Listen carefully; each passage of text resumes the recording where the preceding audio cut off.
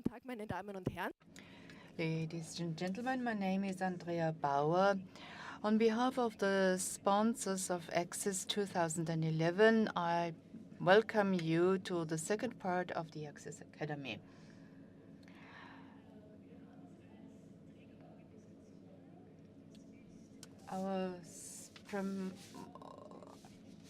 Our sponsors are Austrian Airlines, Austrian Business and Convention, and Roundtable Conference Hotels, Vienna Convention Bureau, and Austrian Business Travel Association. Our issue is how to communicate and introduce change. We want to address this topic from various angles. Change should not be seen as something negative, but as change being an opportunity. In the Chinese culture, change is a circle, because a circle always creates a new idea. And our keynote speaker today for this session will talk about change requires clarity and courage, communication and conflict etiquette in times of transformation. She is Monika Schwaighofer, our keynote speaker. She is trainer, counselor, coach. She imparts life skills in her seminars, and I met her personally. I was confronted with change in my life, and I wanted to know about how to clearly communicate this change. And I learned about her school of dispute and conflict. I didn't learn to enter into dispute with others at her school, but how to deal with dispute. I'm still interested in communication, communication without violence. And I asked Monika Schwaighofer whether she couldn't tell us something about clarity and courage, accompany us in times of change, and she readily agreed. This is why she is now with us, and please welcome her with some applause, and she'll talk about the opportunity that is offered by change. Ja, herzlich willkommen. A cordial welcome to all of you. Change requires clarity and courage. That's the title of my presentation. The first question is addressed to all of you. What do you associate with the concept of change? What does change mean to you? Think about an event in your past, in your personal past, when you were confronted with really a major change in your life. Perhaps you can think of the situation, think of your feelings. Were your feelings? Were you enthusiastic? Did you have this upbeat mood of a new beginning? And were you alert? Did you want to shape this change? And could you also think about how did change enter your life? Did you choose change? Did you decide, yes, I want change? There was something pushing inside me, telling me I need this change. I need to change direction. When you know that,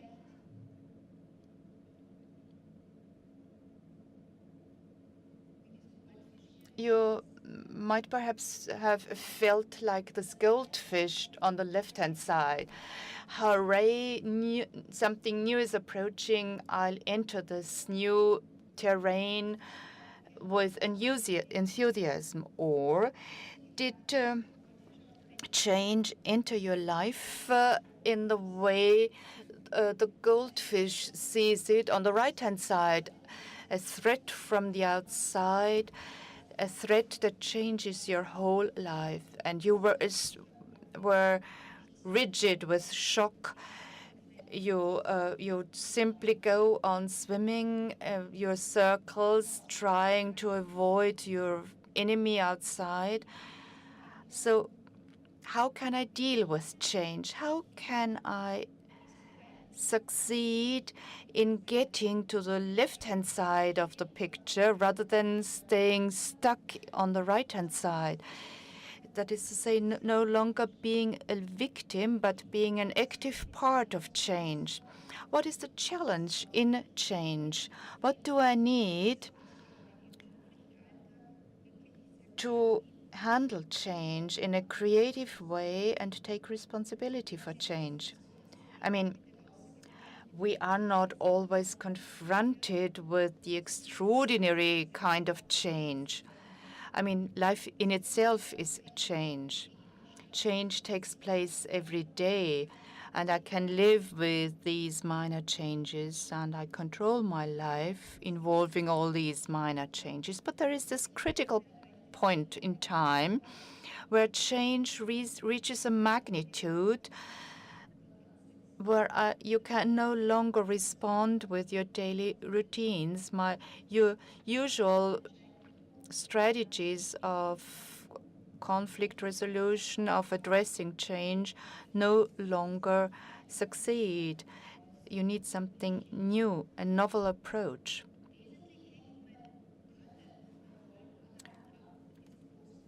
My willingness and my capacity of dealing with change depends on various factors.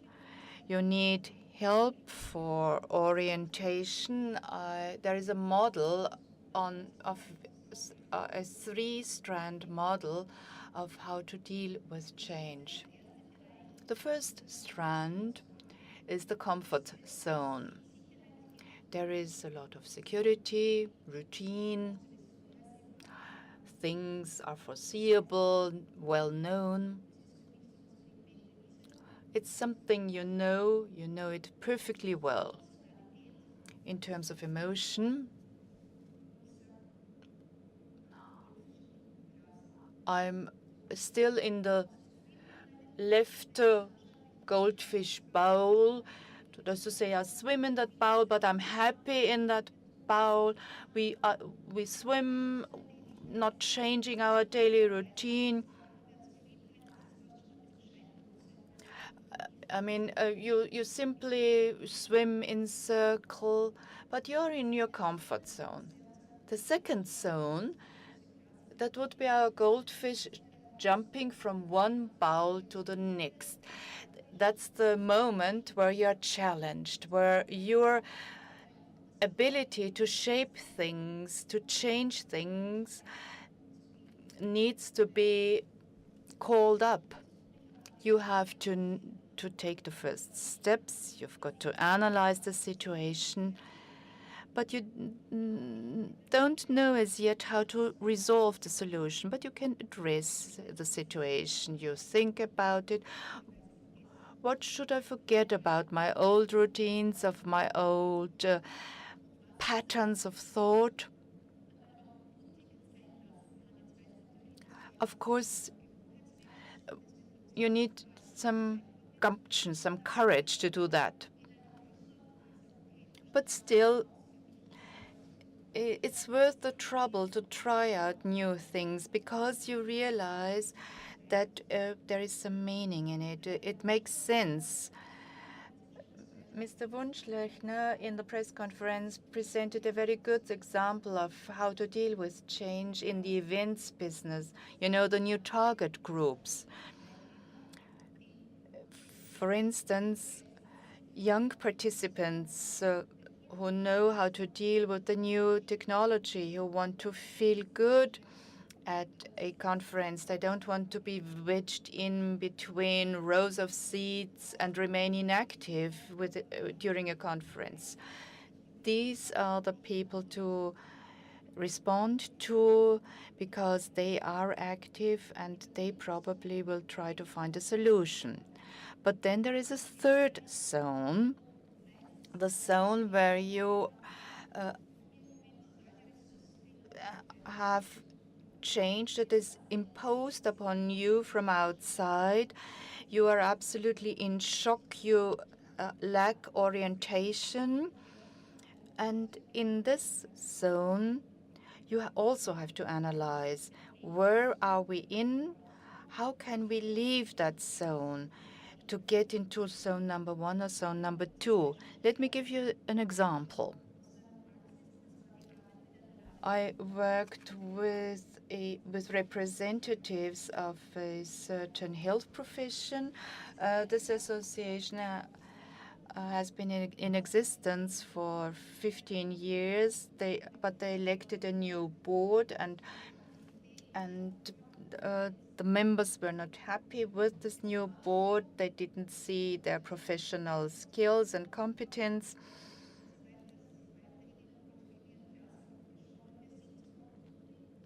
But they remained in the bowl. So the members remained in bowl number 1 on the left-hand side.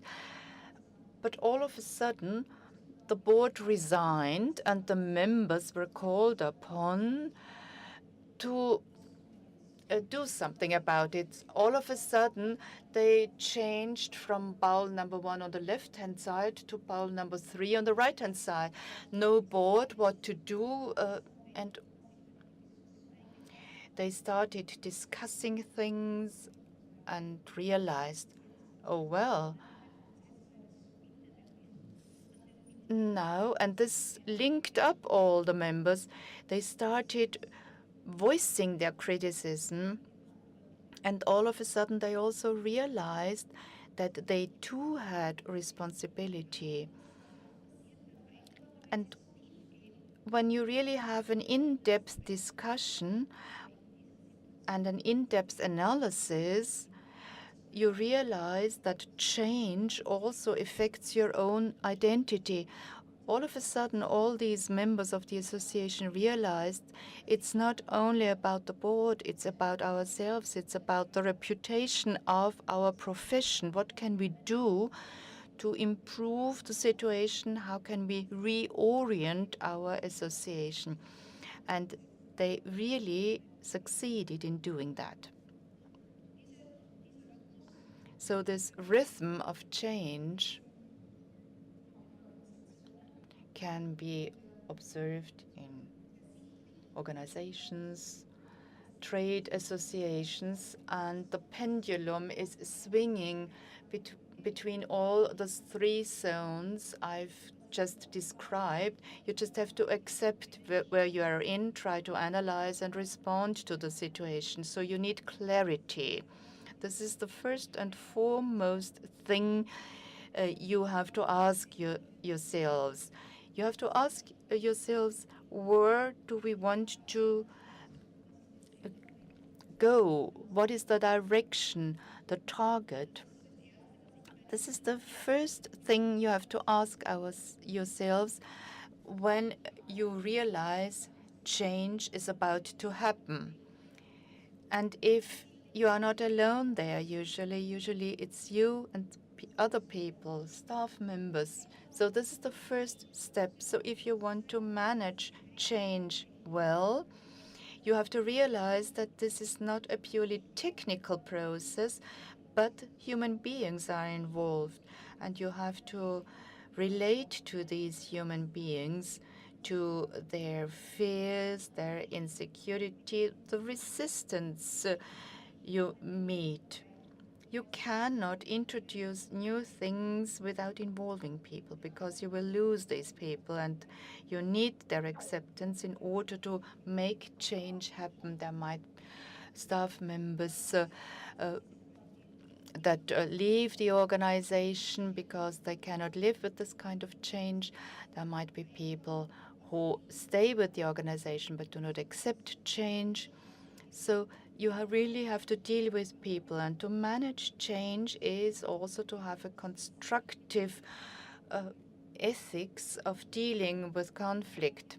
And if you remember that and bear in mind these aspects, you realize that all 3 zones need one thing as a basis, namely good communication and a sound conflict culture in order to be able to communicate the new things, to take people along on your journey so that long-term changes can happen. Communication and conflict culture need not be reinvented for this purpose. However, there are different lines of communication and methods of conflict resolution, and I want to introduce 3 of them so that you can really judge whether they are something you could use or not. The first form of conflict culture is people denying conflict, trying to escape from conflict. They do not relate to the other. Both the escape on the left-hand side and the denial on the right-hand side are 2 types based on the same idea, fear. I'm afraid of being hurt. I'm afraid of change. I'm afraid of any new thing. And once I deny and try to escape, I don't use my energy for resolving the conflict, but of avoiding the conflict. And on the left-hand side, people try to escape and just say, well, somehow we'll survive that. But in the long run, it's at the expense of my own well-being and my satisfaction with my job, my work. And on the right-hand side, you deny things. The energy is directed in the wrong direction, but the conflict is not resolved. And in situations of change, I need to take my staff along, try to approach them. It's this quality of making people aware of the chances inherent in change, because people tend to resist change for different reasons, but some really put up so much resistance because for them security is all, and that in psychotherapy people want to stay the in the appalling situation they are in because they know this situation, rather than change over to a new situation that brings more happiness. They don't know happiness. This is an unknown, uncharted territory for them, happiness. This is why they resist change. So escape or denial are strategies of these people. These people don't talk about their problems. They are not available for conflict. And if you want to force these people into conflict, you won't succeed because you will add oil to the fire. Because you can't resolve their anxieties just by forcing them to confront change. They will always respond with denial or escape or both. So change for them is nothing positive. They will react with resignation. But there's another type of conflict culture. It's repair culture, repair ethics. People think human beings are a factor of production, and people think, and people are thinkers, and you try to watch people, how they work, how they function, but you do not realize people as they really are. You just try to understand them intellectually, but you don't try to understand them emotionally, and this is where they are really at home, and this is where you should meet them. That's not, change is not a sudden thing, but it's a long journey. So you need these people to accompany you on the journey and be as enthusiastic as you are about the journey. And this is a long-term situation.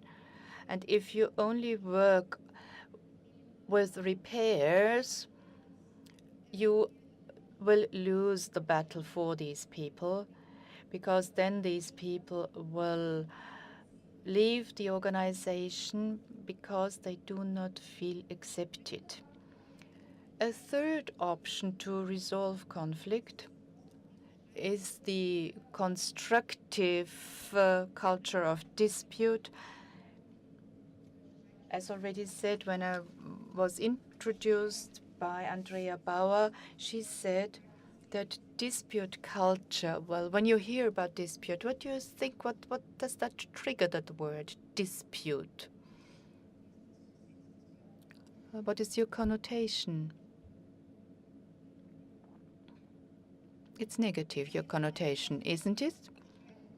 You know, dispute, people think, do I really need that? What is that? Of course, it's provocative when I say dispute.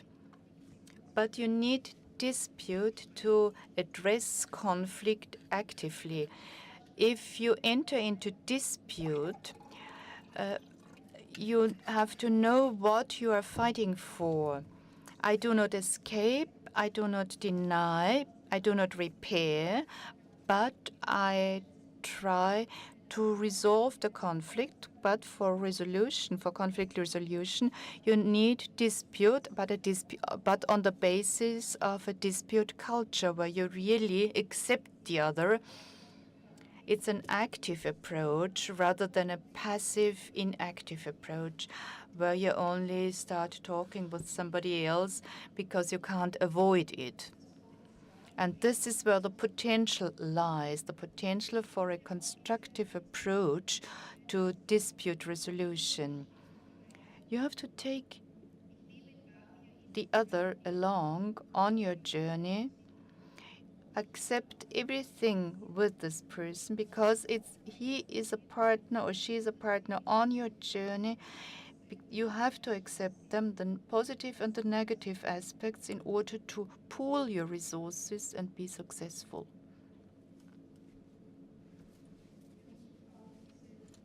This constructive culture of dispute is very important, and this is also why I've chosen the title Change Requires Clarity and Courage, because you need a certain attitude for a constructive dispute.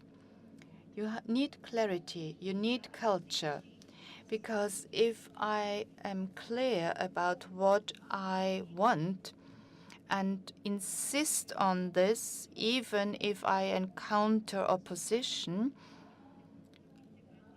but also having the courage to change my position if another position is more resourceful, is simply better. So if you are ready to do that, then you can enter into a dispute. You don't want in a dispute based on a really constructive approach. Such a dispute won't hurt others, but it will help each other to understand and reach agreement. And let me give you a few examples. Let's start with clarity. Clarity is about removing the mist that shrouds ideas. You get a clear standpoint, a clear direction. If you have a standpoint, you can stand upright, and know what you want. You can also, with some introspection, you can also realize how you see the world. What is the background of my thinking? What is the picture of myself and of others? Because this decides about how you communicate with others. where you open up room for maneuver, give leeway for personal thinking, because cooperating with others always means that you also that others need leeway for their action. One client once told me about his image of humans. As long as somebody is my employee, it's a head on legs. I tell him or her what he or she has to do. Feelings, he should keep feelings for his family at home, but I don't need it in my company. So this is a boss who sees people rather in a one-sided manner. It's a very intellectually centered picture, but also an egoistic picture, because this is an executive who wants people around him or her who do not relate with each other, but only obey and respond to instructions. Such an image of people is an image that doesn't doesn't present the whole picture of human beings, because change must be lived by people. So you need the enthusiasm for change. If you only address the intellect, this doesn't work. If you just instruct people that change needs to happen, well, you won't succeed, because you don't talk to people's hearts, only to their minds, and they won't join you. They won't join you on your journey. So this would be the left-hand side, a head on legs. Whereas on the right-hand side, people realize that they are head, body, feelings. I have a soul. I think, I feel, and relate to others. Because in times of change, these are exactly the things that will come up. It's intuition, it's emotion, it's about your feelings, and people become much more aware of their feelings in times of change. So my people have to communicate if they want to have change succeed, that they have a standpoint, but that they are willing to communicate this standpoint, to discuss it with others, how you persuade others, but also that you are ready to be persuaded to change course if this course is perhaps not the right direction. So just think, where am I at home? In what is in my world? How do I approach others? And what kinds of options are available for action?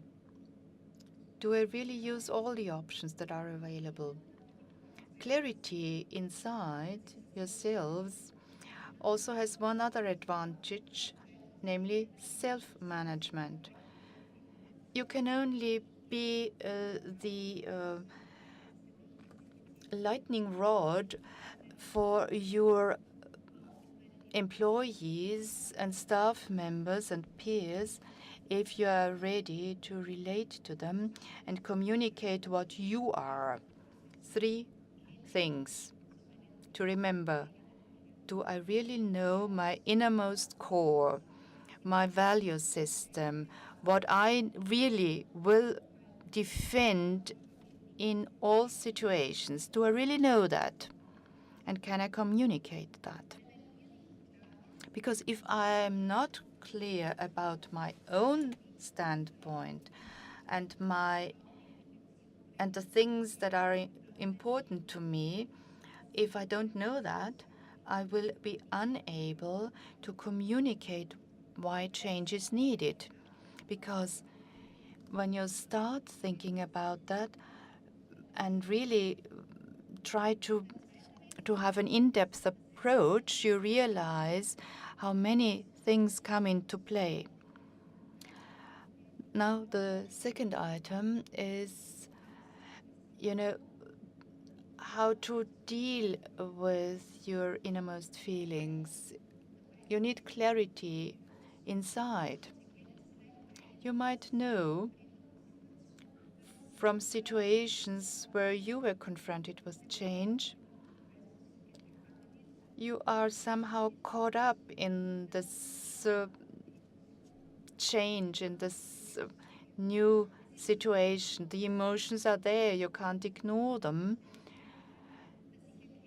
But you have to realize that you are not the feeling.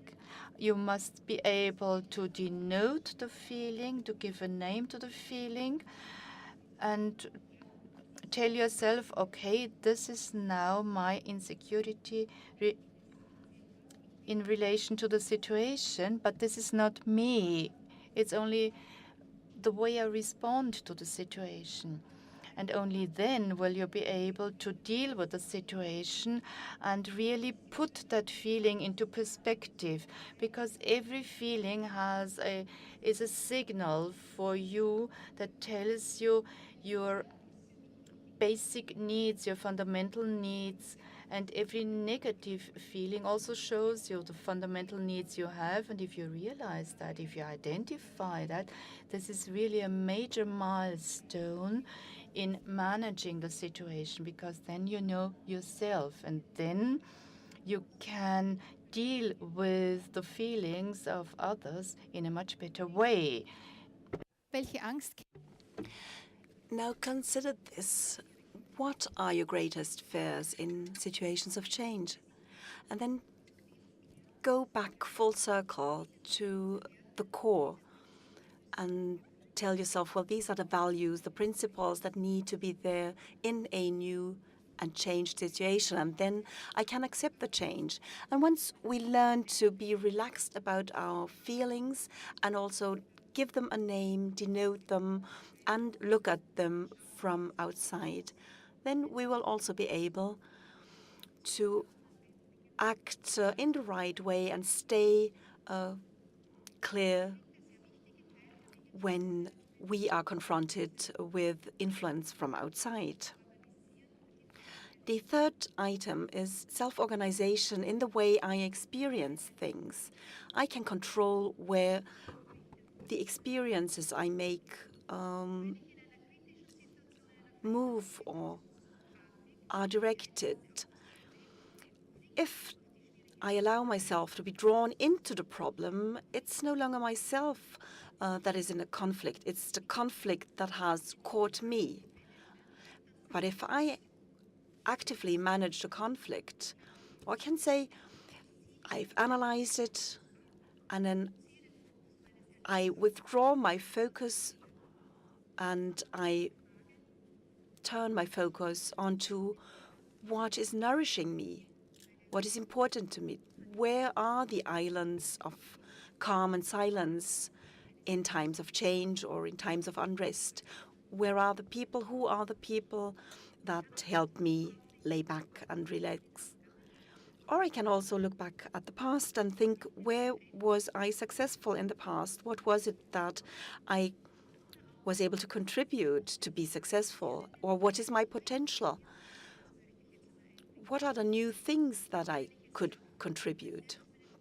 So if I can self-manage myself and my approach in such a way that I am still calm while the storm is raging all around me, where I can still go back to a place that I can focus on and that calms me down, then I can be quite serene to the outside. And I can be something like a beacon for my employees or for the people around me. Clarity in action.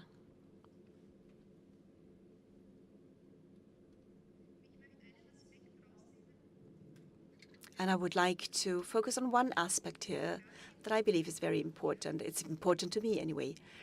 Clarity doesn't start when change has already arrived. It's similar to conflict culture or conflict etiquette. I will be successful if I identify changes or conflicts early on. Of course, sometimes change comes unexpectedly, but sometimes you have those little early warning signs, those little indications that things have started to change. So think about this. To what extent do we keep our senses open? Do we have an early warning system for conflicts? And do we give ourselves the time to reflect on it, to think about what has to change, could change, or will change? Because if I lose the structures, if I lose the focus, I cannot identify risks and opportunities early on. In conflict dialogues, it's also important to identify early on when things go wrong because it helps you avoid escalation. It avoids a conflict reaching a much larger circle of people than originally intended. And I can also find it much easier to deal with a conflict in the middle of the road instead with my back against the wall. So the question is, do we keep our senses open? Do we also allow for error culture in our organizations? People are allowed to report on mistakes they made. They are allowed to report on problems and disorientation. And we have to ask ourselves, do we listen? Do we allow this to happen? And remember what I said earlier, focus on the goal, on what is new. Of course, something new comes around and you're disoriented and you're trying to do something here and something there. And you look at what the others are doing, and there is a whole lot of diffuse energy all around, but nothing that really carries you into the future. So you need clarity first in yourself, then for the others. So you can be a beacon. So they can say, yes, I can tie in with this. I can relate. I need these goals. And this is especially important for people who still put up resistance. They can always countercheck. Is this still something that I can support? And how well can I support this? Or do I need to make a change to be able to support it? This way, we will pave the way for the future, a future of a different quality than just blind actionism.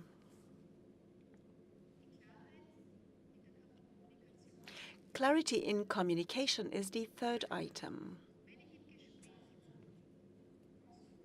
If I play a constructive, appreciative role in a dialogue, in a conversation or talks, I will be able to reach the other person. I will be able to give this other person a sense of direction. And this will be good. I'm not going to teach you techniques about how to communicate. In fact, I would rather like to show you the advantages of leaving things out. If in a conflict you are able to avoid expressions whereby you insult other persons or show a lack of respect or appreciation, then you have already won part of the game, because avoiding the wrong expressions is already the first step on the way to success, because it also brings back responsibility to myself. So, leaving out certain things come in different facets. One is using the bludgeon. Elements in a dispute that can really suffocate everything or beat down everything. Sometimes we are under the influence of what we learned in our childhood or what we learned from our parents. And these bludgeons might help us overcome the resistance, but they might also insult the other person personally and will drive this person away. And this will give rise to either aggression or withdrawal. One of those bludgeon arguments that are often used in times of change is comfort. Comforting something is not wrong per se, but sometimes you might do the following thing. An employee comes around and in epic words, he complains about what he does not like and what he doesn't agree with. And what you say is, it's not that bad, it will pass. So what is happening there at the interpersonal level?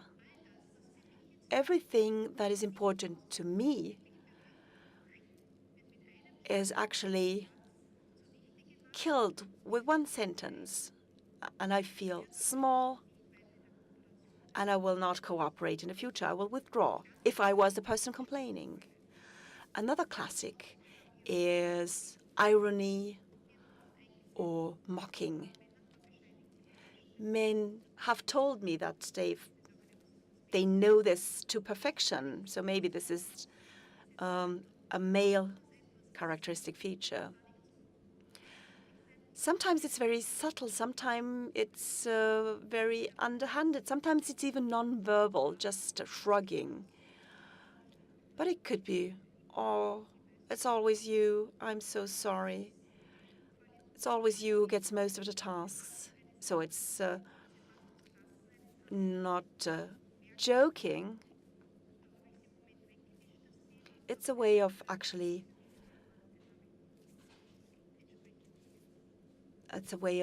glossing over the situation, and again, the other person will be insulted.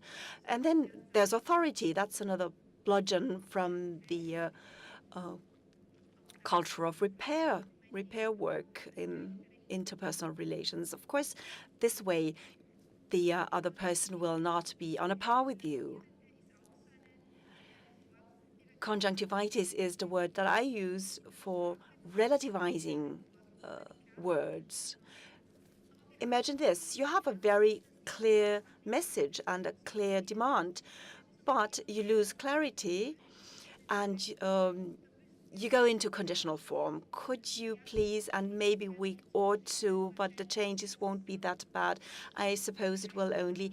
And it takes us to the intangible worlds, which is very difficult for the other person to take because it leads to disorientation. These people want to know what the situation will be about, not any half-truths, not any window dressing. And no unclear statements like a little of this and a little of that. Be clear if things are clear, and if things aren't clear, say so. You can say that you don't know yet, but don't try to use half-truths, don't try to use window dressing, because people really deserve the truth. And then also watch out not to be caught in the trap of keeping everybody happy, because this might cause you to lose people. And then there are the 3 code words that you have to actually delete from your vocabulary. To blame. Who's to blame? Whose fault was this? Of course, it's clear where my focus is. It's not constructive. If I want to change things in a constructive manner, I have to describe specific behavior I have observed. And then I have to offer a solution. You can't say you're never reliable and you're never industrious and you never do what I want. That really makes you lose the person at the other end. Because again, you're taking recourse to insults, and this person will either defend him or herself or withdraw. So always delete that, and also delete but. In difficult situations, sometimes you have to weigh your own position against the position of your counterpart and how you can actually balance them or reconcile them. And but is definitely the word that will cause you to lose the other person. I know what you want, how you feel, what is good for you, but it's not okay, we can't do it. This but actually changes the value of a statement. All you have to do is actually replace but by at the same time. I understand that this is important to you. Now, at the same time, let me describe the framework we're acting in. It allows the other person to feel appreciated. Nevertheless, you are not signaling agreement that isn't there. So you need a certain amount of care in language, in the words you choose and use. And if you would like to try to put this into practice, think about a few things. What are the patterns of thought and speech in my life? What are the things important to me? What are my feelings? What are the things that make me click? What are the things that give me orientation and that are important to me? The things, the principles that I want maintained in times of change. So manage your own feelings. Also, think, live, and understand. Look at your visions, clarify what you want, and then clarify what the others want.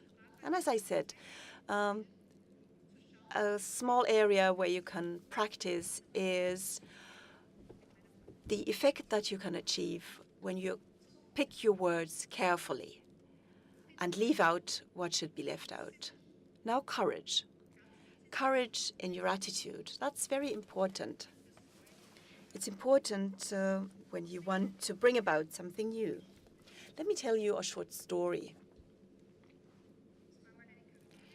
Once upon a time, a caravan moved through the desert, and in the evening, the leader said, "We will strike up our tents here, now tie the camels here."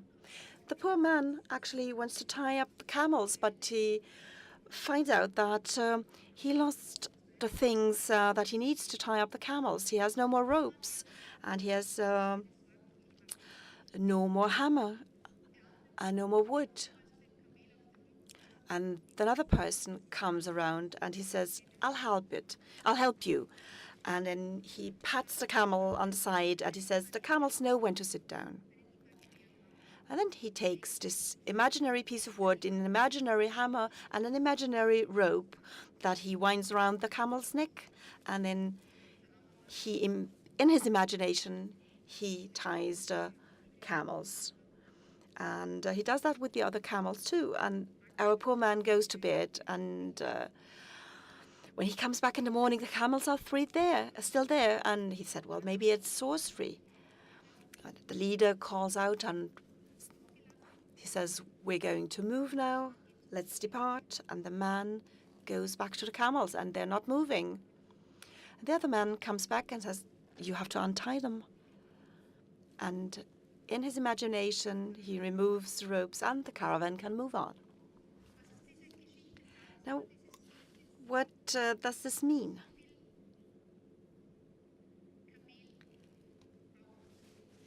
How much of a camel does our life need? How much unquestioned routine that we simply accept because we've always done it this way, and we repeat things, without acting as a responsible person, asking yourself, is this the best thing to do in this situation? Thinking of what has changed on the outside? Or is it just a rut that I've always been in? Is it just the things that I'm familiar with?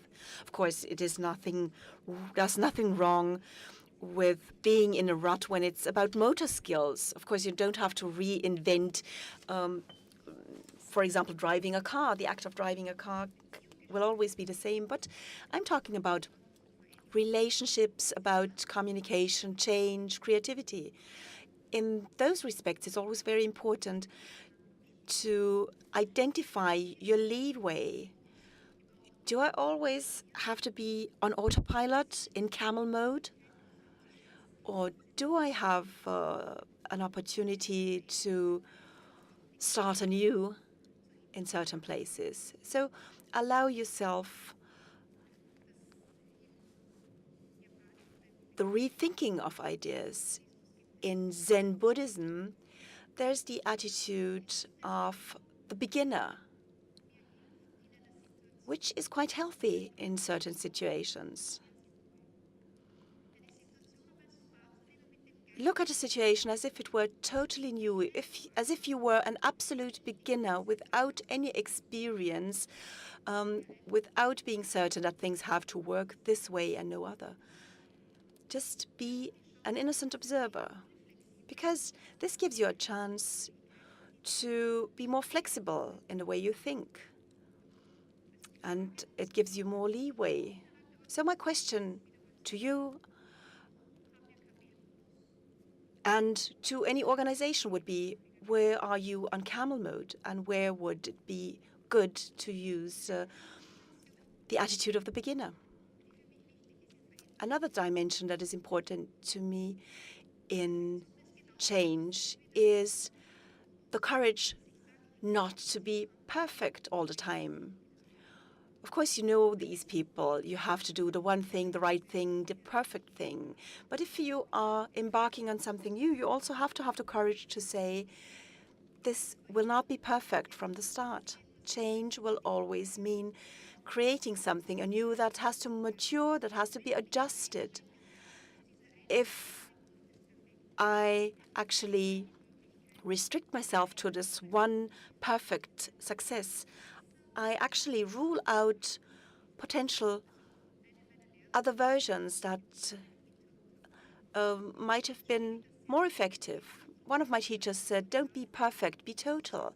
It's not the carrot dangling on a stick in front of your nose that you have to reach. It's involvement, it's commitment, it's total in the sense of all of myself, my intuition, my mental focus. I try to understand the situation. I try to understand what I need in the situation. And then, with all my integrity, I start acting. And I can be interested in other solutions than just the one that may not be perfect. And of course, you also need a certain sense of serenity. That is the good side of indifference. I'm not afraid of anything. I'm not bound to withdraw. I'm not attaching value to one thing more than to the other. It's important in situations of conflict to just simply recognize, well, yes, that's it. It's only a brief moment of stepping back and looking at the situation with a certain sense of serenity. It's very difficult, but it's elementary when it comes to dealing with change in a relaxed way, because that is more creative than being afraid or judging and thus blocking the way for constructive coexistence.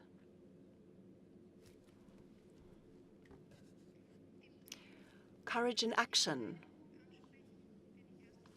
I would like to address one thing that I already mentioned in self-management. Courage in situations of change means to allow for time and space for emotional things. And this is very important when it comes to sustainable long-term change.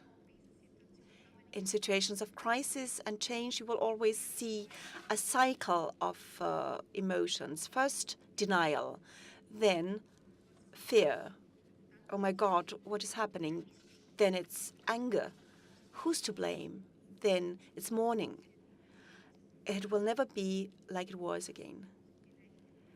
And then curiosity, and then a certain sense of looking forward to it, and then something new can emerge.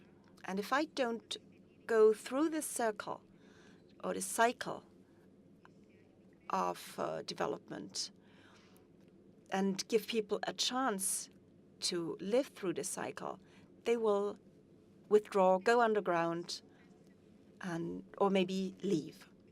Courage in communication, to me, means saying clear things at the right time. And at the right time means information as quickly as possible, as early on as possible, and continue providing information throughout the process. Communication is not a one-time thing. Once the change has arrived, you also have to follow through change with communication. You have to give these to the people, and you also have to be able to listen. And if you are able to listen, you will open up ample opportunities to people, showing them that you actually accept them as persons, that you listen to them, and that you recognize their feelings and try to keep these people in the boat, keep them aboard. Now, you can test your courage in everyday life. Try to use the attitude of the beginner in the next meeting, the right time for a conversation. If it's high time for communication, then do it. Listen without any prejudice and integrate change in your everyday life. In your organization, start from today and try to make one small change. Implement it. Try to get out of the comfort zone. It could just simply be an invitation to somebody from outside to a meeting, or just relocating a meeting to a different room.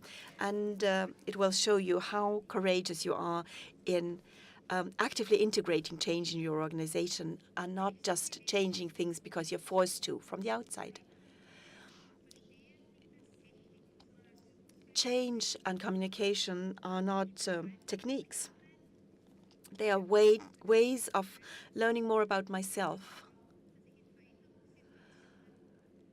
And this will also help me create a basis for communication in small respects. And then I will also be able to communicate major changes. And it's a matter of attitude, not so much a matter of activity. With this in mind, I would like to wish you good conversations and talks in which you communicate clearly, and in which you will be able to make changes for positive developments in the future. Thank you very much. Danke, Monika. Thank you very much, Monika. So this opens up a very broad field for practices. But before you leave the hall, I would ask you to help us in our evaluation. You have those small boxes in the little pouches in front of you on the back of the chairs in front of you. Would you now please rate the topic? Was the subject interesting for you? 1 is not interesting, 2 interesting, 3 very interesting. And now pick the right button.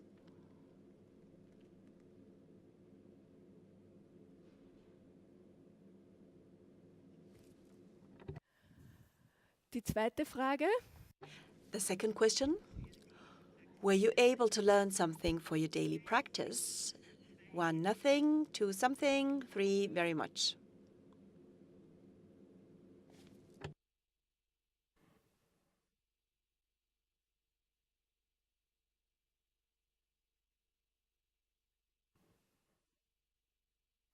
Und die Frage 3.